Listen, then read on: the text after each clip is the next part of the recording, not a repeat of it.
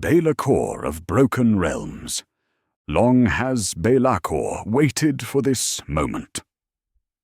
From the shadows, the first prince watched over the death of one world and the birth of 8 others.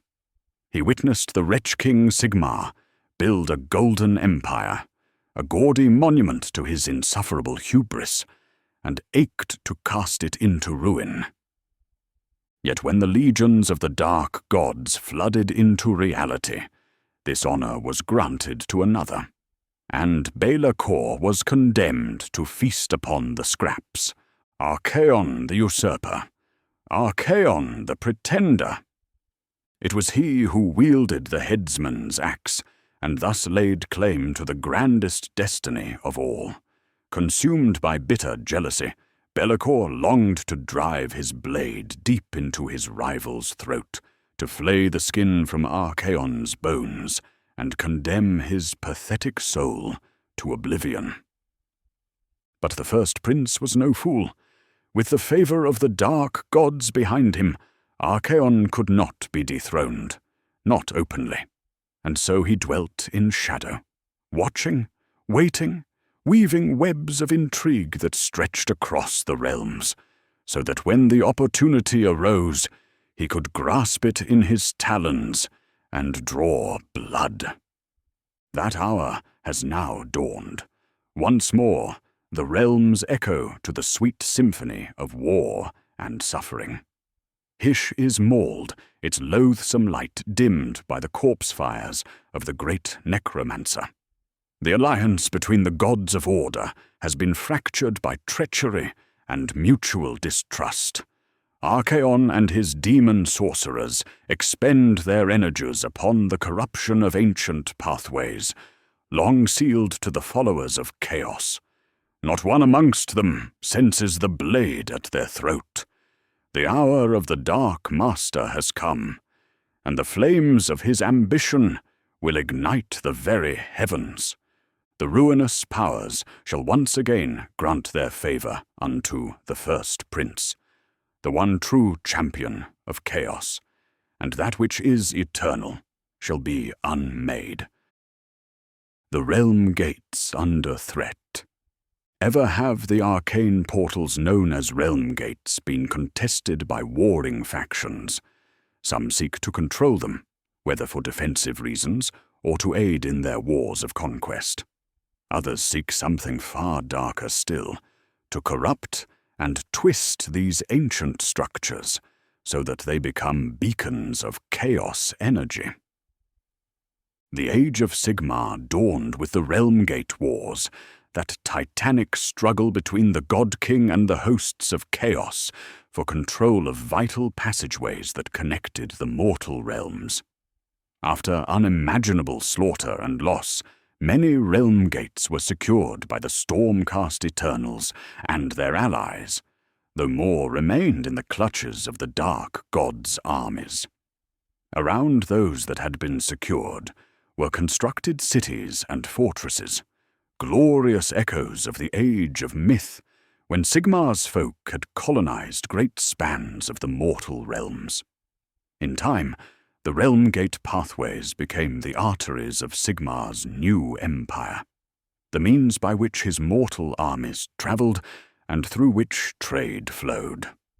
Though driven back, the enemies of order and civilization did not cease their attempts to unravel this network, for they knew that in doing so, they would destroy any hopes of a second era of unrivaled splendor for mortal kind. Archaon the Ever-Chosen, the greatest champion of the Dark Gods, had more ambitious plans still. He sought a way to tear open a path to Azir itself, so that he might lay siege to the very heavens and the seat of Sigmar's power. So it was that Archaon tasked the gaunt summoners of Tzeentch, his foremost demonic sorcerers, to discover a method of corrupting the realm gates through a combination of change sorcery and dark alchemy. It was through the extraction and use of varanite, a molten realm stone unique to the 8 points that the gaunt summoners planned to fulfill their master's demands. This bubbling, blood-like substance, redolent with the mutative properties of chaos, warped and twisted anything that it came into contact with. A single drop of the stuff could turn a mortal into a gibbering chaos spawn, or transform the stones of a fortress wall into gnashing, drooling mouths. Perhaps, the gaunt summoners theorized, it could also unmake the aeons-old frameworks that contained each realm gate portal. In particular, the meteoric gate, the gigantic archway, leading from the 8 points to the heart of Azir that had been sealed by Sigmar upon his retreat from the other realms. Within the Skullpike Mountains of the 8 points, the gaunt summoner, known as the Eater of Tomes, oversaw the processing of a vast reservoir of varanite that had been discovered beneath the forge complex of Varanthax's Moor. He gladly spent the lives of thousands of thralls for each precious handful of molten realm stone, for the stuff was vanishingly rare and tremendously difficult to extract. Then, the great corruption of the meteoric gate began in earnest. It might have succeeded too, had not the God King been alerted to the growing threat by the leader of the Slann conclave.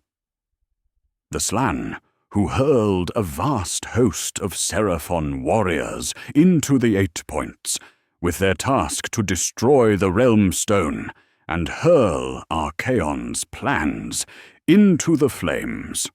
Even as this was happening, Nagash, the great necromancer, was launching his own ferocious assault upon those realm gates linked to his domain in Shyish.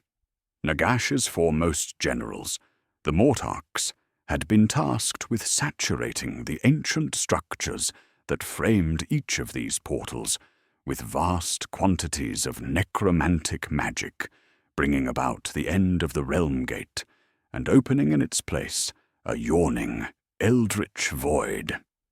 These magical sinkholes would each be connected to the Shyish nadir, channeling the dread hunger of that vast maw at the heart of the underworlds, and thus spreading its all-devouring malignancy far across the realms. In Invidia, the great bewilderness of Shammon, and even the Ymetrican wilds, these dread plans were enacted to various extents of success, further weakening the fragile arcane matrix that held the cosmos together. It seemed that the war for control of the realms had entered a sinister new phase. Once again, the realm gates had become the focus of malicious campaigns, of sabotage and corruption. Yet there were those who opposed this wanton destruction.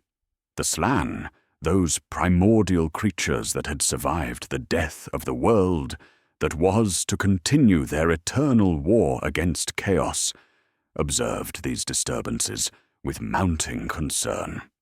They alone knew the true significance of the geomantic ley lines upon which each realm gate was situated, and the catastrophic chain reaction that might result if enough were to be corrupted.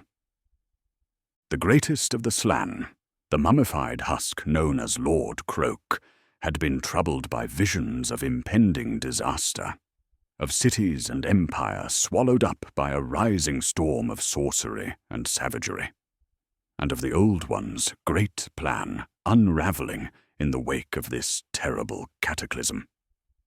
It was a grim prospect, and one that could not be allowed to come to fruition. Assembling his Seraphon hosts, Croak began his own preparations. The Slann judged that the most pressing threat came from the gaunt summoners. The demonic sorcerers' lairs, the fabled Silver Towers, were mystically attuned to the Realm Gate network. This allowed them to exert the flow of energy from many of the arcane portals, so that gates leading to distant lands instead deposited travelers inside the fractal labyrinth of the Silver Tower itself. Far too many realm gates had been corrupted by such means during the Age of Chaos. Though the risks would be great, Lord Croak aimed to strike against the summoners' schemes once and for all, and to unravel their network one step further. His wrath would first be directed at the lair of the Eater of Tomes, for that being above all had wrought the greatest damage upon the Asteromatrix. Destroying the Silver Tower would be no simple task. Each of the Silver Towers was an infernal fortress, defended by potent magic and populated by vast hordes of demonic abominations. Worse still, the structures were not rooted in physical reality, but could in fact travel between the realms, seemingly at will, via arcane means. The gaunt summoners would certainly not hesitate to flee at the first hint of their impending doom. The Seraphon would have to strike without warning, as swiftly and mercilessly as the bite of Sotek. Little did even the greats of the Slann know that there was another entity observing these fractious events from afar, a being of darkness and malice that had haunted mortal kind for centuries beyond counting. The Daemon Prince Belacor, known by his few surviving enemies as the Dark Master, had his own plans for the realm gates. From his shadow-wreathed stronghold, he awaited the hour when his unliving foes would clear the path for his glorious ascension. Come that long-anticipated moment, he would unleash a new and terrible disaster upon the unsuspecting realms. Act 1. The Tower Falls. The blood-wined spoil. The Seraphon aimed to seek out and destroy the Silver Tower of the Eater of Tomes, one of Archaon's most feared gaunt summoners. To do so, they would have to pass into the blood-wind spoil, a wasteland haunted by marauding chaos tribes, and fight their way through this unimaginably hostile wilderness in order to reach their quarry. Situated at the very center of the realm sphere, the benighted continent known as the Eight Points was seen by all as the epicenter of the dark god's power in the mortal realms. Every day its plains shook to the thunder of iron-shod boots as armored columns marched from the shadow of the Varan Spire, Archaon's mighty citadel, to the very edge of the Eight Points. There, they passed through the enormous realm gates known as the Archways, on their way to bring Archaon's wrath to far distant battlefronts. Thanks to the interference of the God King and his allies, several of these archways had been sealed, cutting off the most direct route for Archaon's armies to pass into the wider realms. As fate would have it, however, one such portal had recently been reopened by the magic of Alariel, the Everqueen. The Genesis Gate, which led to the war-torn Jade Kingdoms. It was this passage that the Seraphon had chosen as their pathway into the Eight Points, for it was nearest to the Silver Tower they sought. The Eater of Tomes' lair lay hidden in a valley, known as the Vale of Screams, located amidst the eastern reaches of the Skullpike Mountains. These jagged peaks stretched along the northernmost edge of the Bloodwind Spoil, one of the deadliest regions in all the Eight Points. Already, the armies of Azir, including the mighty Stormcast Eternals, had suffered a grievous defeat in these very lands. The cold-blooded Seraphon foresaw that the desperate retreat of the Stormcast's remaining forces would provide a distraction that would allow them to reach their quarry before the hosts of chaos descended upon them in great numbers. Moving south at ferocious speed, the Seraphon planned to tear out their enemy's throat before the gaunt summoner even realized his doom. The 8 Points burn. The 8 Points lies at the center of the cosmos, an island continent connected to each of the mortal realms. It is the domain of Archaon, the Ever-Chosen, and his legions, a mighty stronghold of chaos that for centuries seemed immune to invasion. That accepted truth was torn asunder by the cataclysmic events that occurred in the wake of the Soul Wars. It was Catacross, Mortarch of the Necropolis, that first forced a beachhead in the corrupted lands of the 8 Points, and established there a great fortress of polished ivory. This devastating invasion was to be swiftly followed by a second. Alarmed by Archaon and his gaunt summoner's use of the molten realmstone Varanite, a substance capable of corrupting the ancient archway that led directly to Azir. The God King joined his forces with Morathi, High Oracle of Cain, to smash the ever-chosen center of infernal industry. Striking into the 8 Points via the Genesis Gate in Giran, a combined force of Cainites and Stormcast Eternals, led by the grim Lord Celestant Andrus Nihilat, marched upon the subterranean forge complex of Varanthax's Maw. There, a terrible battle was joined, while Morathi led a separate host deep into the mines beneath the Maw, in search of an enormous reservoir of Varanite, the destruction of which was the allied host's true objective. Or at least, this is what Morathi had promised. In truth, the High Oracle had no intention of disposing of such a bounty. Instead, having seized it for herself in order to fuel a sorcerous ritual that would finalize her ascent to godhood, she fled the 8 Points, abandoning her supposed allies to their doom. Lord Celestant Nihilat of the Hammers of Sigmar and his strike force found themselves surrounded on all sides by the baying hordes of chaos. Worse still, the enemy, under the direction of the cruelly ingenious gaunt summoner known as the Eater of Tomes, had employed cursed shrines forged from solidified Varanite to trap the souls of the Stormcast Eternals upon their deaths, preventing them from returning to the Palace of Sigmaron in Azir in order that their bodies might be reforged. Even in the midst of battle, the demonic sorcerer was continuing to conduct his warped experiments, delighting in the horrific results of his meddling with molten realmstone. With no hope of reinforcement, Lord Celestant Nihilat dispatched a last, desperate message to Azir, calling for aid. Summoning what remained of his embattled forces, he then struck away from Varanthax's Maw in an attempt to break clear of the encircling enemy and enact a fighting retreat across the plains of the 8 Points to the Genesis Gate.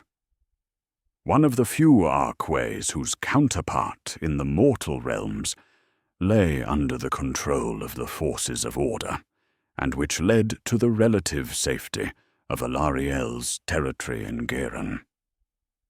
The breakout succeeded, but at a hideous cost. The shattered remnant of Nihilat's forces numbered fewer than a third of those that had entered Archaon's territory. Pursued relentlessly by chaos worshippers who scented blood, the Stormcast Eternals were in dire risk of being wiped out entirely. This was a form of war that Sigmar's Chosen had rarely been asked to wage, an all-or-nothing fighting retreat without hope of reinforcement, respite, or even the prospect of reforging.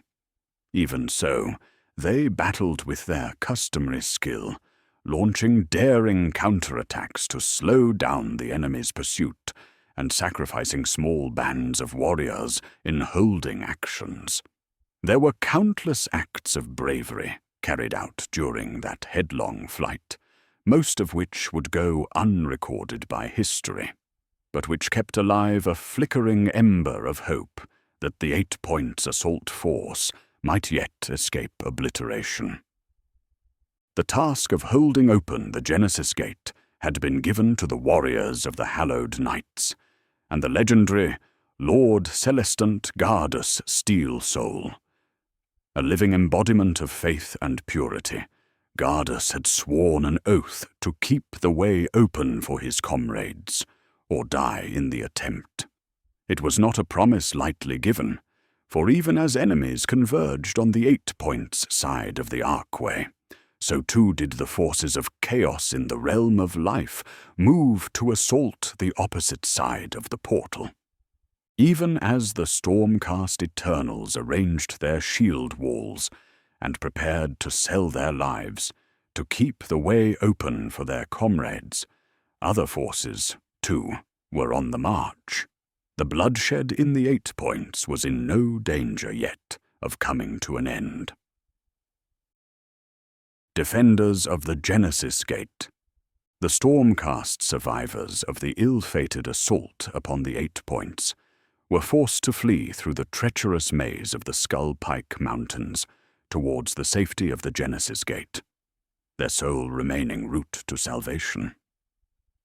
As long as this archway remained in the hands of the Hallowed Knights, disaster could be prevented from becoming catastrophe. The defense of the Genesis Gate fell to 2 chambers of the Hallowed Knights, commanded by Gardus Steel Soul. They had prepared well for the task. The Geiran side of the gate was not a construction of metal or wood, but a waterfall located atop the largest island in a floating archipelago. Each of these islets was leashed to the ground by a trailing pathway formed from vines as thick as watchtowers, and heavily fortified by iron oak bulwarks covered in dagger-sized thorns and poison-spitting plants.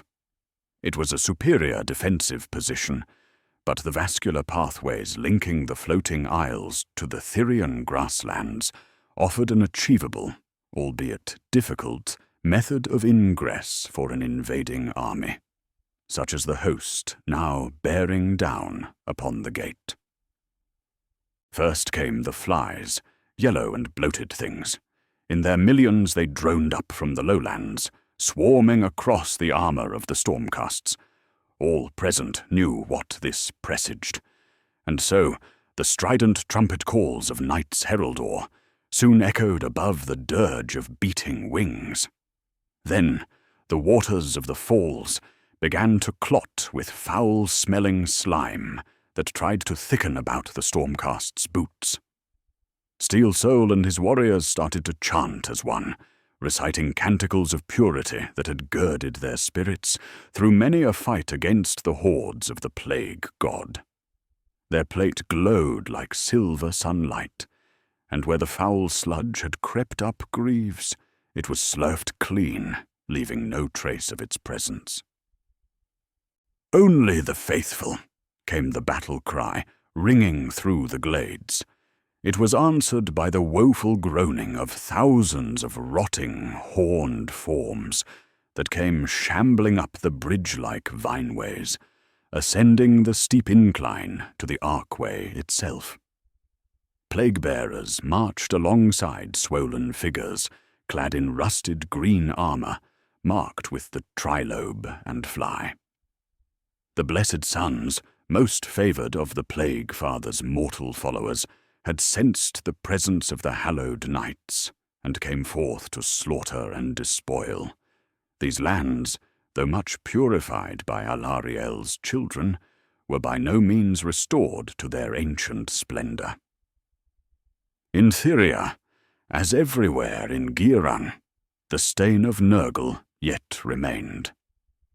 Drifting up the clotted waterways of the questing reek to join the fighting came plague hulks of the drowned men, and so too could be seen the slimy banners of the Rothearts, the Tatterflesh Brethren, and even mouldering beastmen from the depths of Verdia's jungles, all trudging their way up the treacherous incline beneath a vicious barrage from the Stormcast defenders at the summit.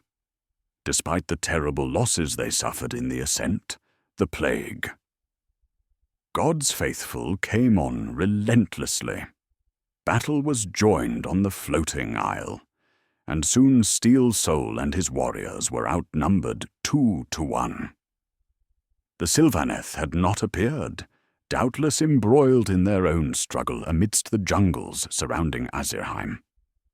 As his warriors were hemmed in all about him, Gardus and his loyal comrade, Lord Castellant Loris Grim, fought back to back, prepared to meet this new foe with solemn fortitude.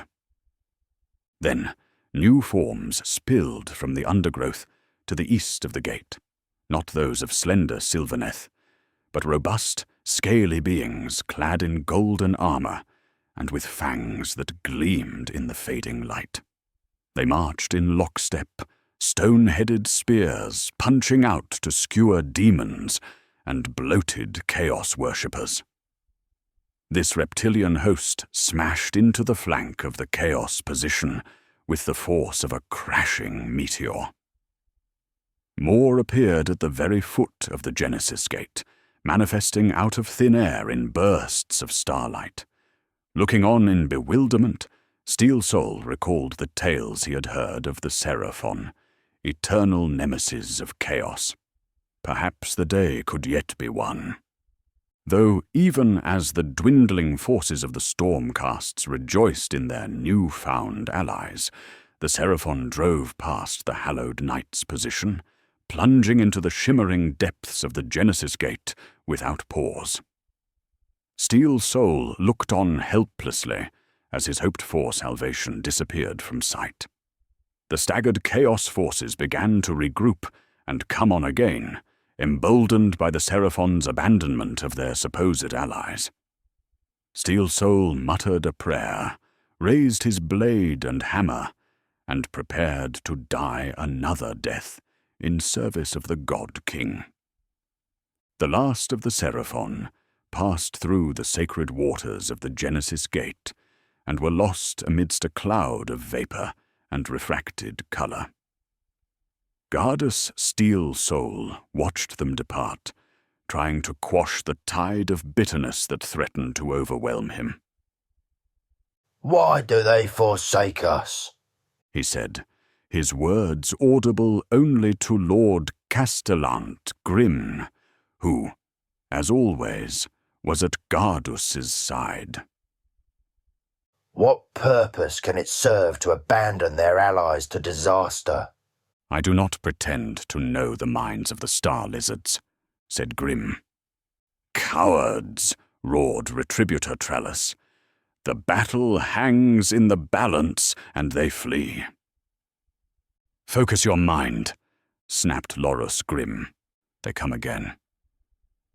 Gardus watched as the enemy surged forth once more on his rightmost flank, wading through the crashing waters and hauling their bloated carcasses up onto the narrow promontory upon which the Stormcasts fought. The Steel Souls were few now, blooded and exhausted after many days of bitter fighting. Their enemy was legion, countless lumbering, fleshy horrors, demons and mortals alike, all droning their praise to the Plague Father as they advanced. Clouds of thumb-sized flies whirled and soared about the Genesis Gate, their murmurations forming the hellish impressions of leering faces in the skies above.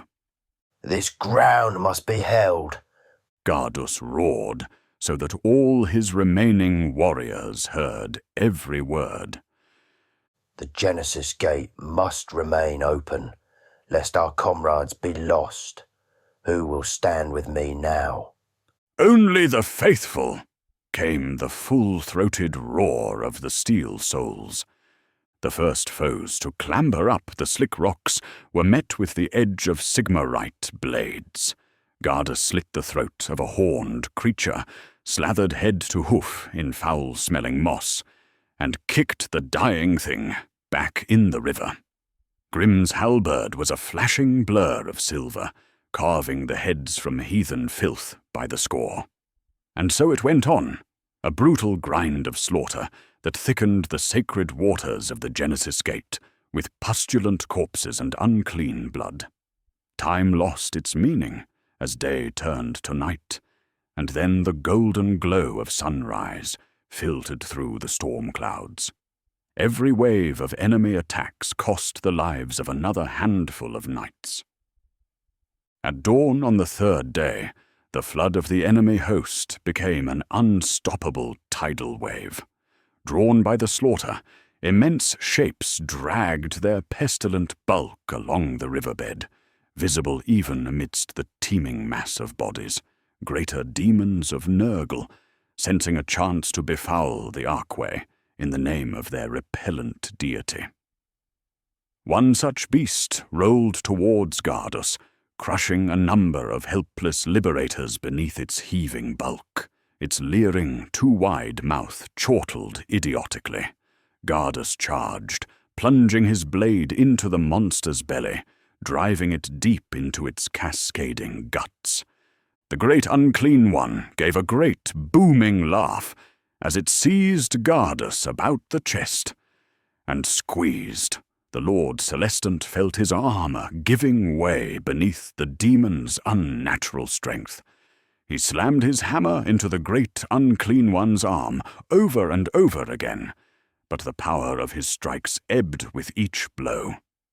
Through a haze of agony, Gardus saw Loris Grim struggling to reach him, blocked by a mob of baying beastmen. At that moment, the clear peal of war horns split the air.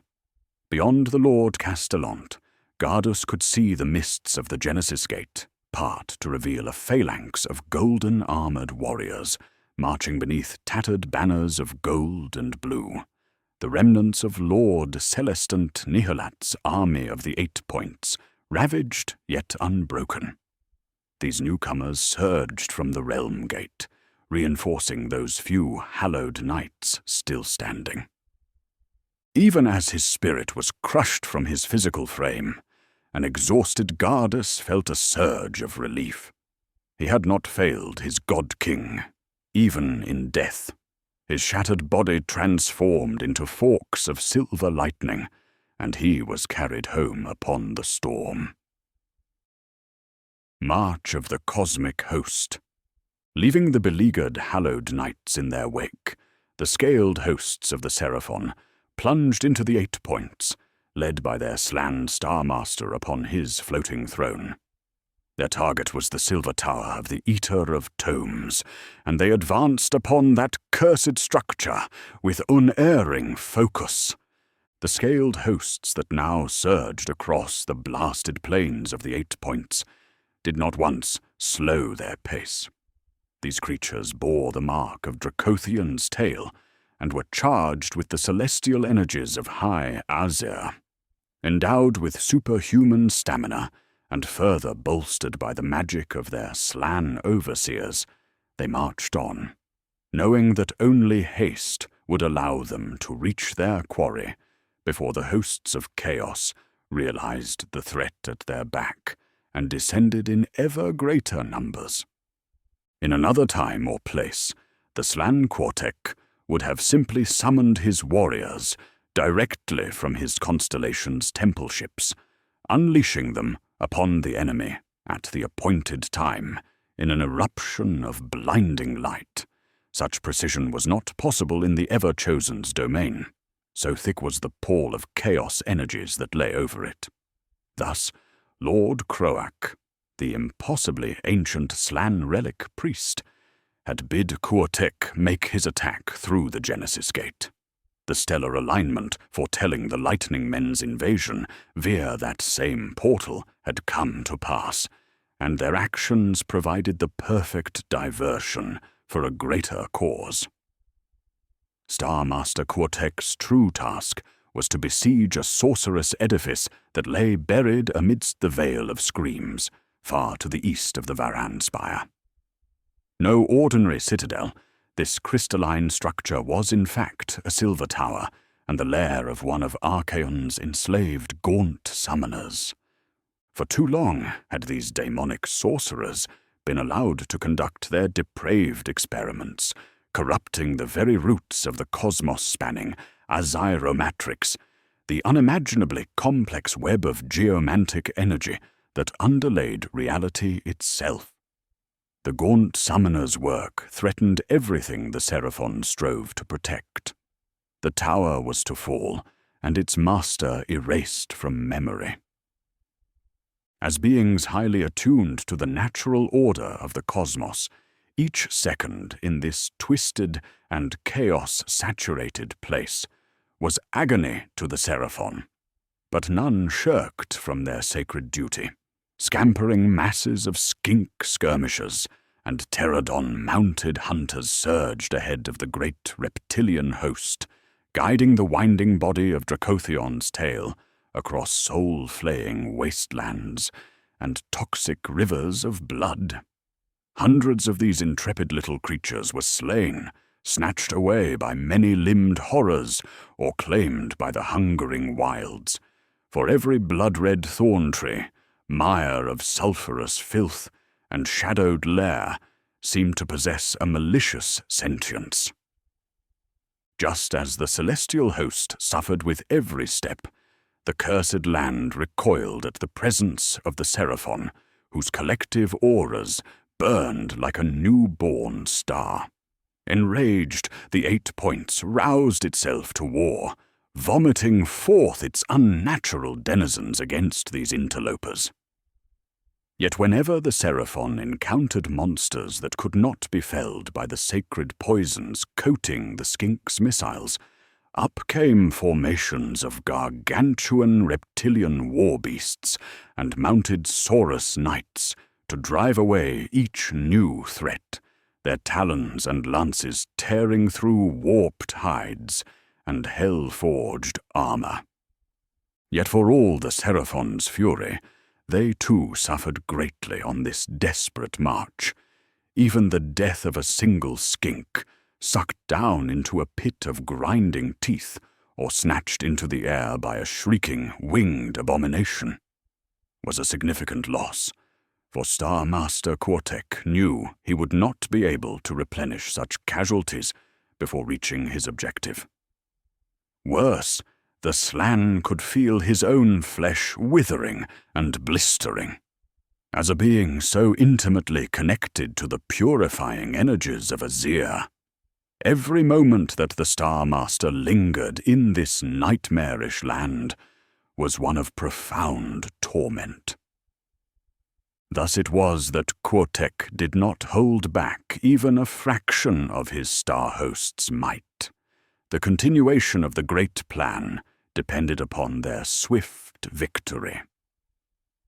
Rage of the Summoner, distracted by his desire to hunt down the battered Stormcast Eternals, now in full flight towards the Genesis Gate, the Eater of Tomes was slow to realize the scale of the threat descending upon him.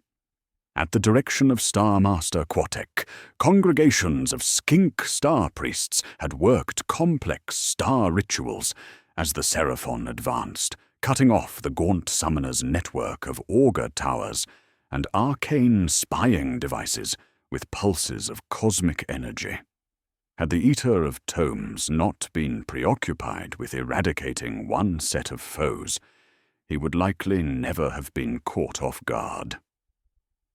As it was, by the time the gaunt summoner became aware of this new enemy, the Seraphon of Dracothion's tail had almost reached the forest of silvered, impaled corpses that served as the gateway to the Vale of Screams. Avian messenger daemons alighted upon the tip of his changer staff to jabber warning of the enormous Saurian army bearing down upon the Silver Tower. At first, the Eater of Tomes was overcome with anger, though this was swiftly followed by a flood of self-pitying outrage. It seemed to the sorcerer that he had earned the mercurial enmity of the Change God, for just as he had secured one victory, it seemed as though another desperate battle was destined to begin. Charging his mortal underlings with the elimination of the remaining Stormcast Eternals, the Eater of Tomes uttered a spell of translocation, summoning about him a spiraling shoal of screamers. As the vortex of shrieking demons enveloped him, his manifold, unblinking eyes blazed with sorcerous fury, as he imagined what horrors he might wreak upon these impudent intruders.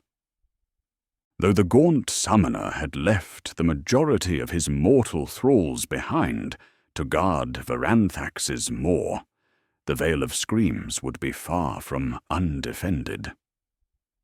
Hidden amidst the eastern peaks of the Skullpike Mountains, this valley of polished crystal, dotted with lakes of molten silver, was home to throngs of Tsangors who had sworn allegiance to the gaunt summoner.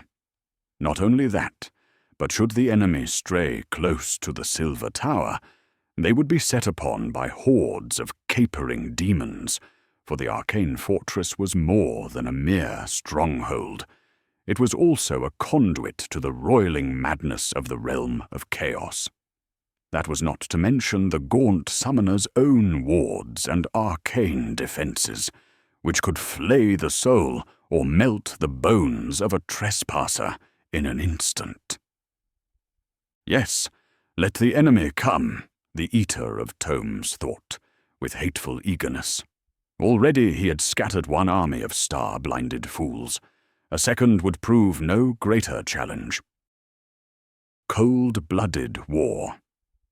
Their cerulean scales sparkling with golden markings, the Seraphon host of Dracothian's tale proceeded into the Vale of Screams, where the landscape was moulded from twisted, silver-embalmed corpses.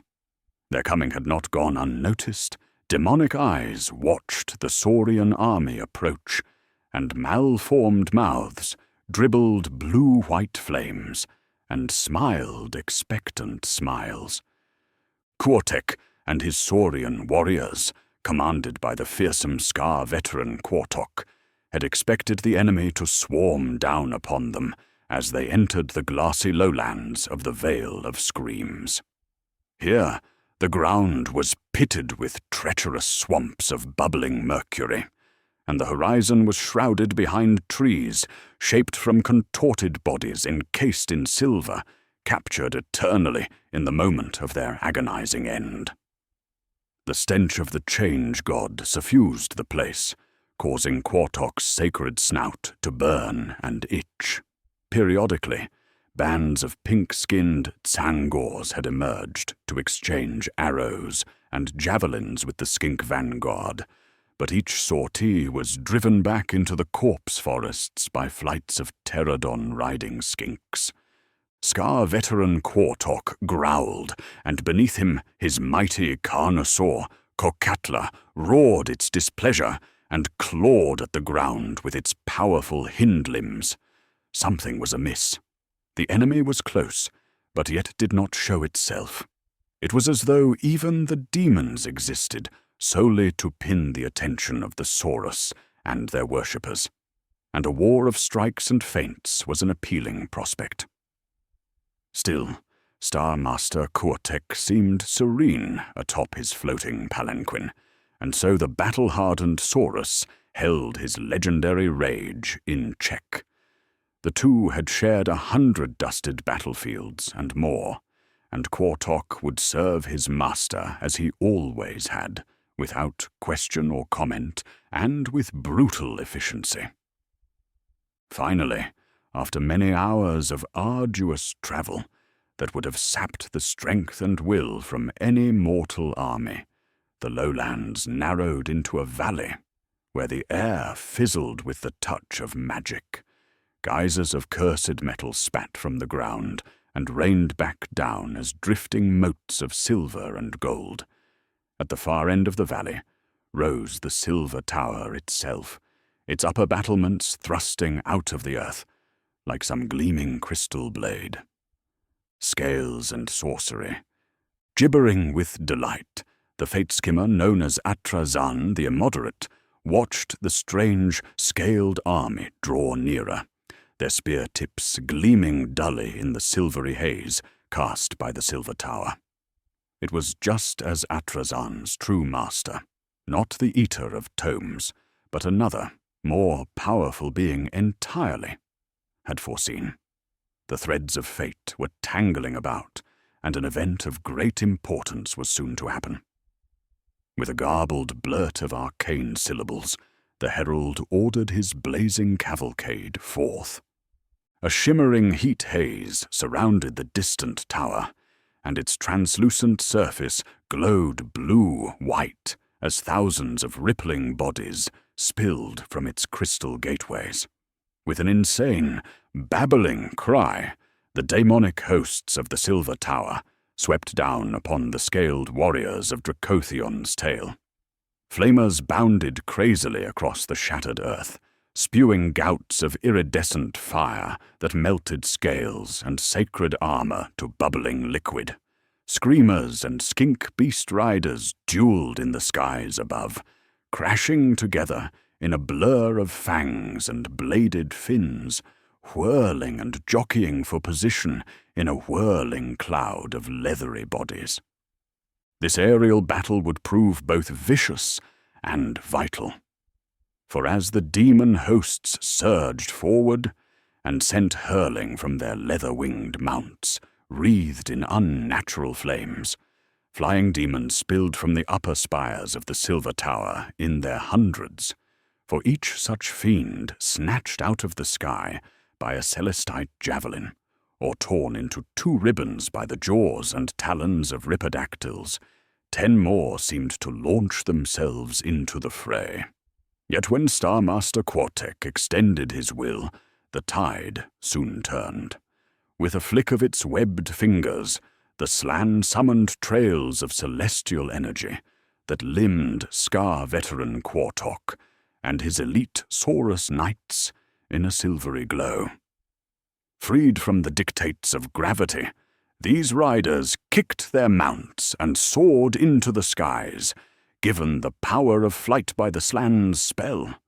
They dived into the Screamer shoals with devastating force, impaling dozens of the demons upon their lances and driving yet the rest before them. Quartok hacked and swiped with his celestite warblade, as beneath him the Carnosaur Kokatla unleashed its terrible fury upon the demon tide, snatching screamers out of the air with its mighty jaws and shaking them apart. With the skies so dominated, the pterodon riders of Dracothion's tale were freed to loose their fury upon the demonic hordes below. Squadrons of the aerial warriors swept over the heads of jabbering horrors, dropping meteoric rocks that pulverized everything that they struck, or hurling bolas that engulfed swathes of the enemy in purifying flames. Quartek too lent his formidable arcane might to the fray, manifesting clusters of comets and sending the deadly missiles crashing down upon the enemy. Though more demons poured from the Silver Tower by the moment, the momentum of the Seraphon assault did not slow. With a wave of his withered hand, Starmaster Quartek ordered forward his sacred Bastiladons. Dozens of the ancient beasts, their blue-green scales splattered with blood and mud, lumbered forward under the guidance of their skink riders, and as one the solar engines mounted atop their backs, glowed with the fiery power of a newborn star. Beams of light erupted forth, blazing across the battlefield and slamming into the pillars and blister-like growths of the Silver Tower. Chaos-forged crystal shrieked and bubbled under the onslaught. Cracks spider-webbed across its sheer surface. Hulking Croxigors smashed and hacked their way to the walls of the structure, and there set their huge mauls against the crystal surface, hammering great rents in the sections that had been weakened by the solar beams. At this climactic moment, all present heard a scream of purest outrage, and the shadows of 1,000 swooping forms fell across the battlefield.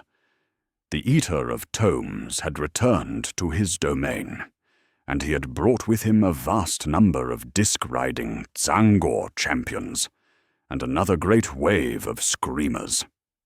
This dread host fell upon the flank of Cortec's army, and most deadly of all was the figure at its head. The gaunt summoner was no mere war mage, but a demonic master of sorcery unrivaled by any mortal, and each screeched incantation turned a host of Saurus to obsidian statues, or trapped a lumbering war beast in a pool of boiling metal. For all his power, however, the Eater of Tomes was not a creature to risk disaster merely to salve his ego. The star lizards were many, and their magic powerful. The slumped and swollen form of their toad-like ruler radiated strength that unnerved even the gaunt summoner. To think that they could do any true damage to his silver tower was inconceivable, of course. But as he observed the savage enemy hammering upon his very door, the demon felt a shudder of unease. Even if they could not destroy the fortress, they could breach the walls and reach the core where his personal chambers lay, along with his last, precious reserves of processed varanite. It was time to depart. Ordering his Zangor subjects forward to drive the Seraphon from the foot of his fortress, the Eater of Tomes snapped his fingers and disappeared in an eruption of purplish flame.